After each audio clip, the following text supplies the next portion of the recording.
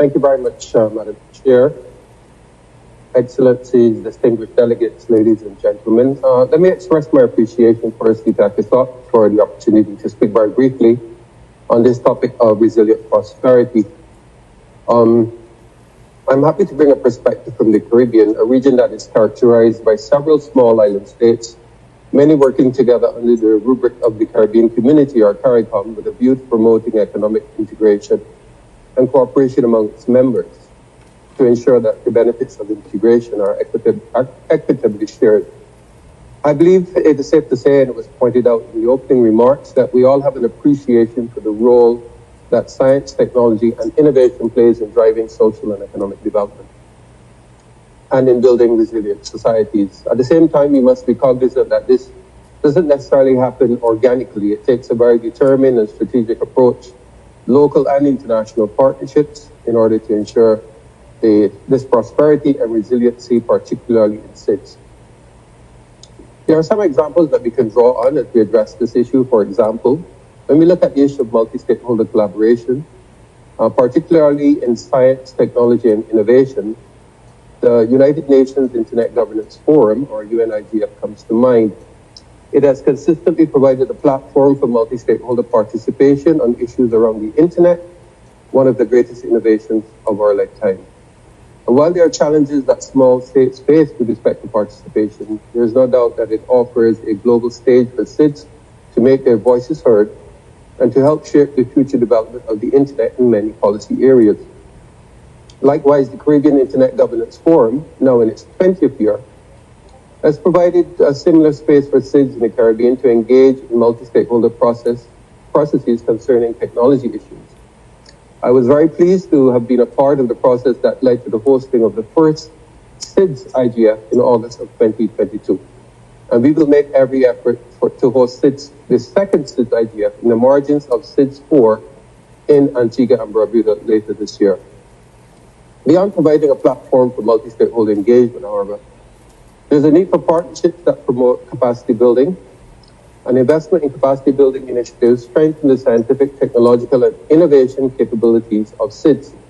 So the provision of training, education, and skills development programs is critical, as pointed out by the previous speaker as well, in developing digital skills required to ensure technology sustainability. We in the region have benefited from learning platforms such as the ITO Academy and its centers of excellence that aim to support capacity development in the field of ICTs. And we have also been we've had successful partnerships with other institutions such as the United States Telecoms Training Institute, the DIPTO Foundation, and others that have very specific and tailored programs aimed at capacity building in SIDS and providing useful models for emulation. Of course, there are many others, including Singapore and many others, as pointed out. Furthermore, facilitating technology transfer and knowledge sharing between SIDS and other countries, regions, and international organizations is essential. We must establish partnerships for the exchange of best practices, research findings, and innovative solutions in areas relevant to sustainable development, such as renewable energy technologies, climate-smart agriculture, and marine conservation.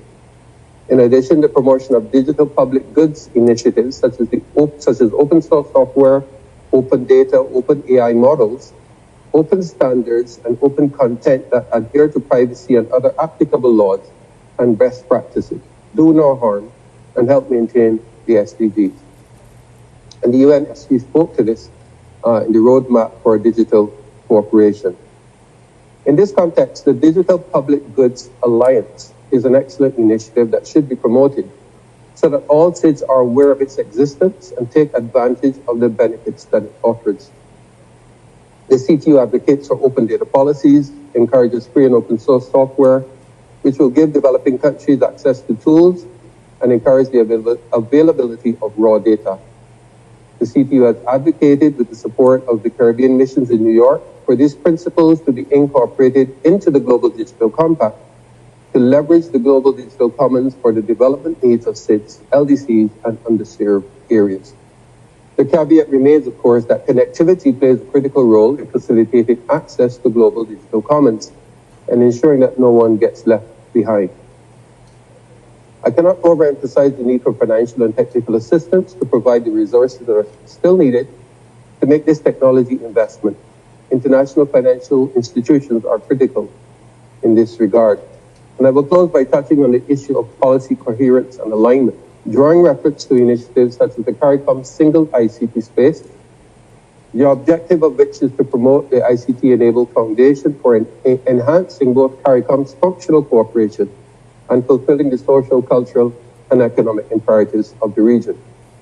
While there have been challenges with respect to its full implementation, it remains a useful framework to promote policy coherence and alignment across government ministries, agencies, and sectors to support SDI-led sustainable development initiatives in SIDS. It allows for the development of integrated policy frameworks, strategies, and action plans that mainstream SDI considerations, international development agendas, and sectoral policies. Once again, I express my appreciation to ECOSOC for this opportunity to share just a few thoughts. Ladies and gentlemen, I thank you.